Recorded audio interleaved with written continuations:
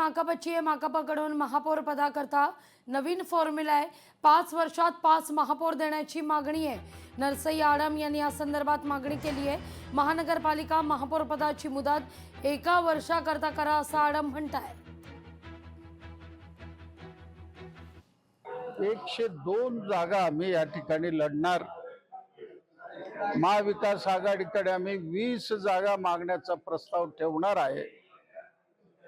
आता आमचे निवडून येतील अशा पद्धतीच्या जागा आम्ही मागितलेल्या आहेत. 10-12 जागा मिळाला तरी हरकत नाही. आम्ही ही महाविकास आघाडी कायम ठेवू. जे 2.5 वर्षाची मुदत आहे महापौराची, ते 2.5 वर्षाचं मुदत 1 वर्षाला करा. 5 वर्षामध्ये 5 महापौर होतील तर कधीतरी एकदा आम्हाला संधी मिळेल अशी अपेक्षा. पालघरमध्ये 1 वर्षात 774 बालमृत्यू झालेत. पालघर जिल्ह्यात 1 वर्षात 774 बालमृत्यूची बातमी समोर येते. सत्ताधारी आमदाराच्या लक्षवेधीत धक्कादायक माहिती समोर आली आहे. पालघर जिल्ह्यात 11 महिन्यात तब्बल 374 बालमृत्यू झालेत.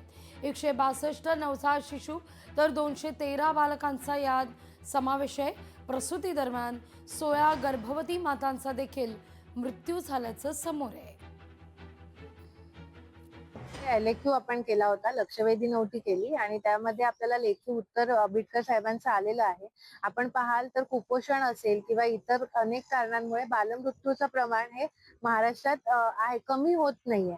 तर ह्याची कारणं काय आहेत आणि ती कमी होण्यासाठी सरकार काय प्रयत्न करतंय, अशा प्रकारचा एक प्रश्न आपण उपस्थित केला होता आणि त्यामध्ये त्यांनी आकडेवारी दिलेली आहे विस्तृत.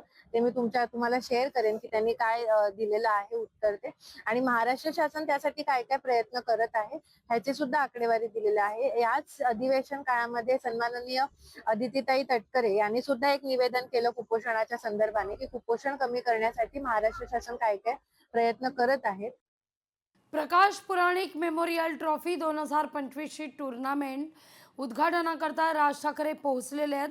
राज ठाकरे महिला क्रिकेट स्पर्धेचं उद्घाटन करणार आहेत. प्रकाश पुराणिक ट्रॉफीचा यंदा 4था सीझन आहे. अजिंक्य नाईक देखील राज ठाकरे यांच्या सोबत उपस्थित. टॉस झाल्याची ही दृश्य.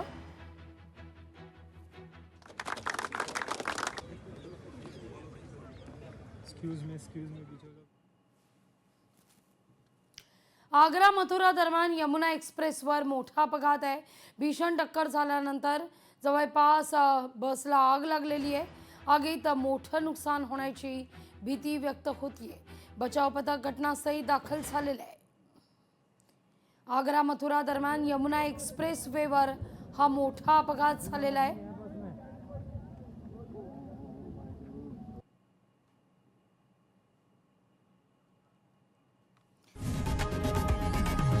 लोकशाही मराठी ऐका, पहा, जागरूक रहा.